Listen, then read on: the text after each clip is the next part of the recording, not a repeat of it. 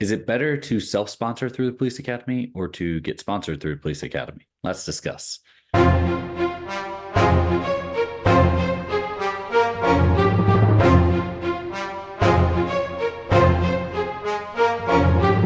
Before we get started, listen, we have those gifts down in the description for you. One is the Getting Started workshop. It's going to walk you through every phase of the hiring process. Plus, there's some hidden bonuses in there that will help gauge you on where you are at in your process.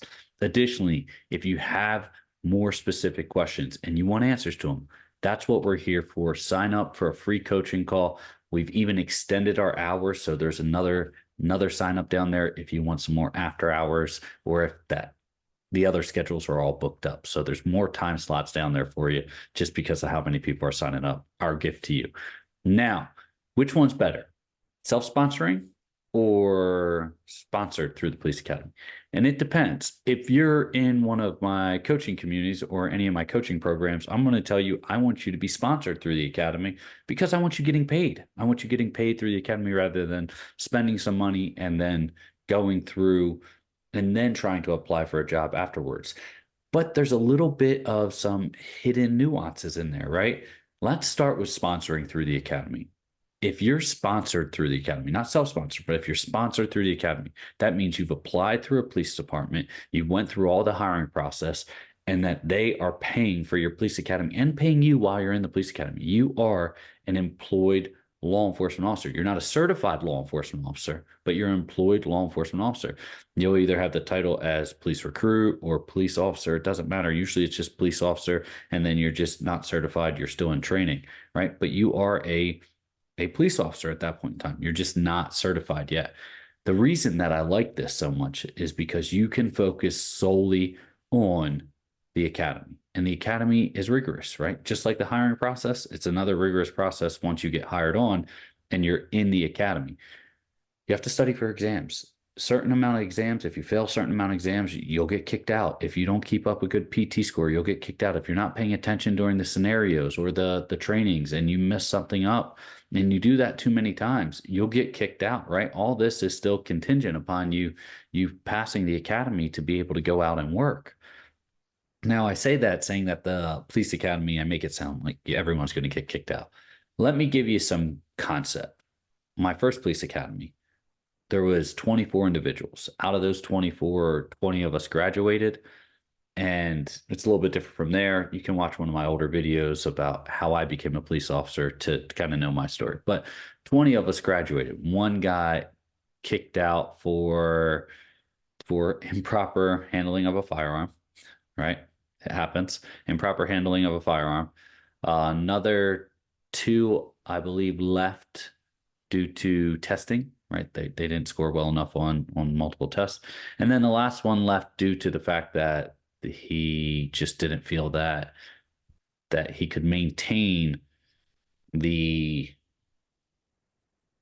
cost of the academy and the time commitment with his financial obligations, because that first academy was a self-sponsored academy, right?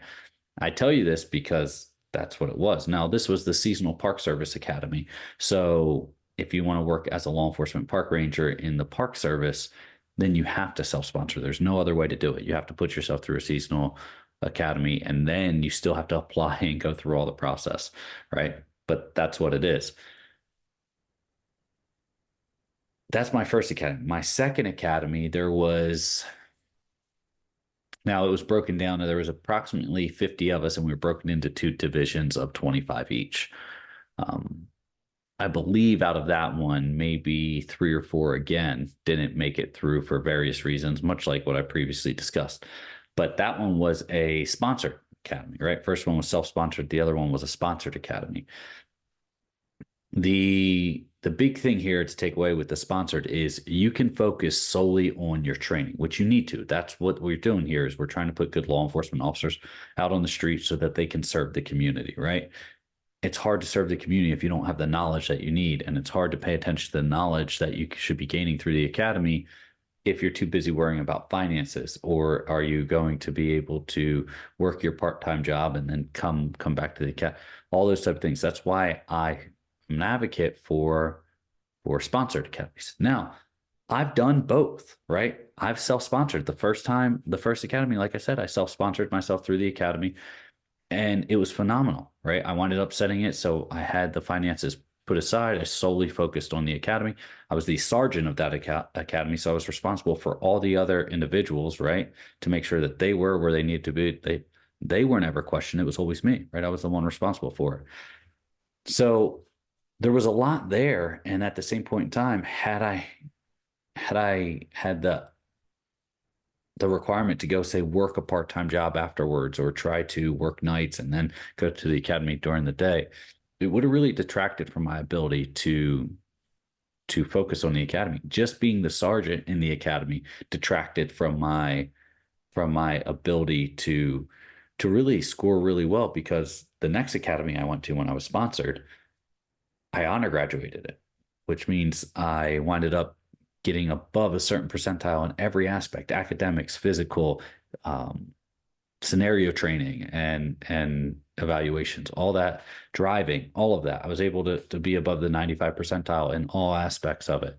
So that was easier because I wasn't, say, the sergeant of the academy or working a part-time job or doing anything like that. I could solely focus on my education, my training, and it allowed me to grow as an individual, as an officer, and as a professional. When I was going through the self-sponsored, right? Once again, I had all that set aside. So you can do that. You can self-sponsor yourself through the academy. Here's what you need to know about self-sponsoring yourself through the academy. If I was going to tier this off as to qualified individuals to get hired as a police officer, I would put laterals up here. Lateral means they're already a certified police officer in that state or eligible for that position, and they don't need to go to the academy. They already have experience. Next would be an academy graduate, a self-sponsored graduate. Why? Because I can immediately hire you, get you through the hiring process, and immediately put you out in FTO, get you on the street, get you working, get your finished training, your field training done, and then you can be out on patrol. And that's where I need you. I need you out on patrol doing what law enforcement officers do. And then bottom would be individuals just applying that need to be sponsored through the academy. That doesn't mean that I think you should immediately go and self-sponsor. No, because as I said before, self-sponsoring, there's a lot of other things you have to worry about if you don't set it up right. However, if you can set it up right, right, there's a couple different options. Say if you're a veteran, you could use the GI Bill if you have any GI Bill left to pay for your academy and provide you with a little bit of income. If you're not a veteran, right, you could look for some type of grants that are out there and really do that. Or you can set money aside to pay for not only the academy, but to have lodging put away. Or you could relocate to maybe a family member's home where you don't have to pay significant amounts of of your income towards rent or other obligations, financial obligations. There's a million different ways to do this. The question is how committed are you to this profession, and how committed are you to doing what you need to do? If you want to self-sponsor through the academy, I've been there, I've done it, it worked out really well for me. If you want to get sponsored through the academy, I've been there, I've done it, it worked out really well for me. There's no perfect answer here. My professional recommendation is if you're going to be doing work as a cop and training as a cop, you should be getting paid as a cop. That's my personal recommendation on it. Self-sponsoring is a really good way to make yourself stand out, though. If you're having a hard time getting hired, or if you think that, hey, I want to get that training and go and just do it and then apply, but you still have to apply. You know, you're going to be looked at as a more qualified applicant because you already have the academy, but it doesn't mean you'll get hired, especially if you have issues, say, in your background that you don't know how to articulate properly. 90% of our coaching members, that's what I tell them they need to work on the most is articulation, because while they may have a small hurdle, misarticulating, excuse me, can make that hurdle bigger, and then properly articulating it can make it much smaller. And then you can look at it from this point as, say, your background investigator say, hey, you reasonably explained this. I understand. I'm willing to move past this. Let's go to the next question. And that's what you're looking for.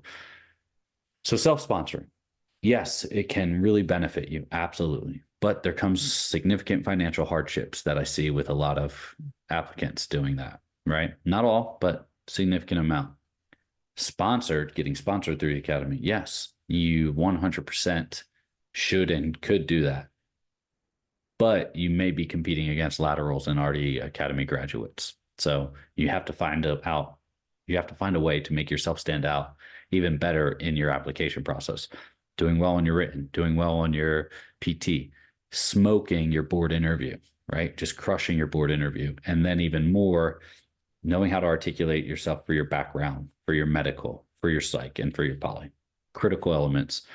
Hope this helps, right? There's a lot here. There's really self-sponsoring and sponsoring. There's just, two different sides to the same coin.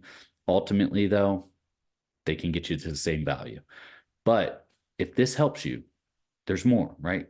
Sign up for the Getting Started workshop. It's going to walk you through every phase plus those hidden bonuses. On top of that, we've opened up a whole bunch more coaching call opportunities for you. There's even some after hours time down there. Go on there, get them, sit down, and let us discuss the best steps for you getting hired as a police officer, or discuss some of the hurdles you think you might have. Stay safe, and I'll see you next time.